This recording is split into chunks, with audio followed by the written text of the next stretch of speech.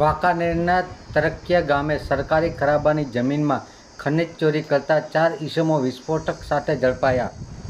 Morbi SOG team પૂર્વે બાતમીના આધારે વાંકાનેર તાલુકાના તરકિયા ગામે ઓળ નામની સીમમાં દરોડો પાડી સરકારી ખરાબામાં ખનીજ ચોરી કરતા વિસ્ફોટની મદદથી બ્લાસ્ટ કરવાની પેરવીમાં હોય ત્યારે પોલીસે દરોડો પાડતા સ્થળ ઉપરથી વિસ્ફોટની 418 જીનેટિક સ્ટીક કે જેમાં 1162 કિલો વિસ્ફોટક જથ્થો તથા વિસ્ફોટ કરવા ઇલેક્ટ્રિક ડિટોનેટર વાયર સહિત રૂપિયા 1.28 લાખનો મુદ્દામાલ સાથે 4 આરોપીઓને ઝડપી લેવામાં આવ્યા છે. જ્યારે અન્ય 2 આરોપીઓના નામ ખુલતા તેઓ ફરાર દર્શાવી કુલ 6 આરોપીઓ સામે આઈપીસી કલમ તથા એક્સપ્લોઝિવ એક્ટ હેઠળ ગુનો નોંધી આગળની તપાસનો ધમધમાટ શરૂ કરાયો છે.